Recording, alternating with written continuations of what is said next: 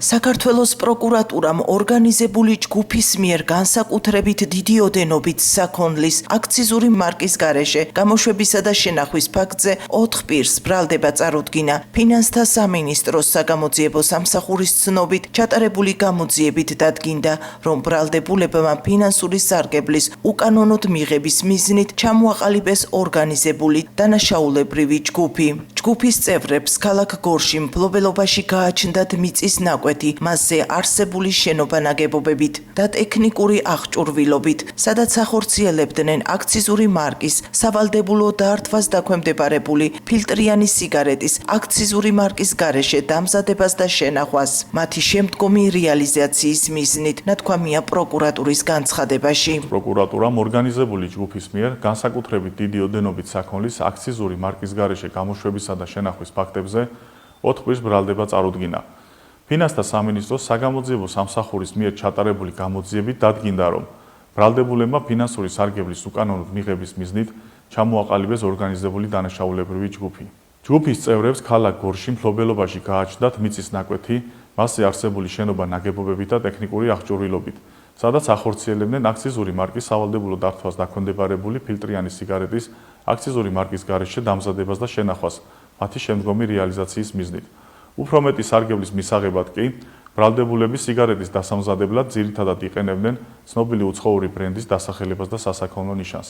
მიმდინარე წლის 16-19 სექტემბერს ორგანიზებული დანაშაულებრივი ჯგუფის წევრები მათი ძირითადი დანაშაულებრივი საქმიანობის მისამართზე ინახავდნენ აქციზური მარკის სავალდებულო დართვას დაქვემდებარებულ განსაკუთრებით დიდი ოდენობით 2.176.000 ლარზე მეტი ღირებულების 325.000-მდე კოლოფ უაქციზო ფილტრიან სიგარეტს, რაც საგამოძიებო ორგანომ ამოიღო.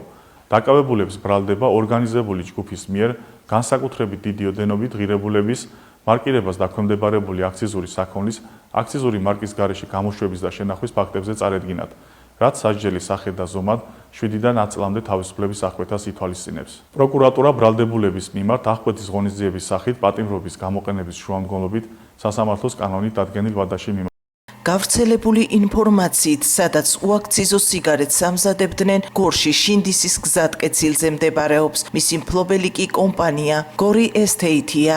ოფიციალური მონაცემებით კომპანიის 100%-იანი წილის მფლობელი ვასილ მხეიძია, რომელიც თავდაცვის ყოფილი მინისტრის ჯუანშერ ბურჭულაძის ცოლის ძმაა.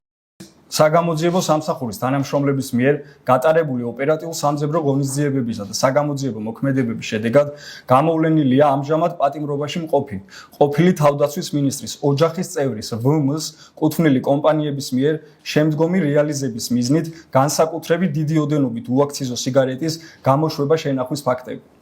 გამოძიებით დადგინდა, რომ ვმ-მ 2023 წელს დააფუძნა კომპანიები და ქალაქ გორში მოაწყო სიგარეტის მწარმოებელი არალეგალური ქარხანა, სადაც წლების განმავლობაში ახორციელებდა უაქციზო თამბაქოს ნაწარმის გამოშვებას. ორგანიზებული ჯგუფის მიერ განსაკუთრებით დიდი ოდენობით უაქციზო სიგარეტის დამზადება შენახვის ფაქტზე 2025 წლის 19 სექტემბერს ბრალდებული სახით დაკავებულები არიან არალეგალური საწარმოს დამფუძნებელი მოქალაქე ვ.ა, დირექტორი მა და ამავე საწარმოს უსაფრთხოების უფროსი ყოფილი თავდაცვის მინისტრის პირადი დაცვის წევრი ნც.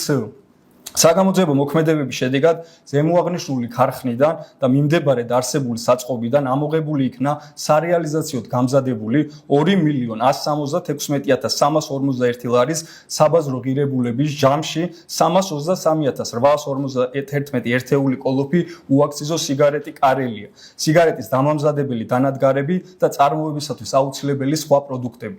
გამოძიება საქართველოს სისხლის სამართლის კოდექსის მე-200 მუხლის მესამე და მეოთხე ნაწილით მიმდინარეობს, რაც სასჯელის სახით ითვალისწინებს თავისუფლების აღკვეთას 7-დან 10 წლამდე ვადით.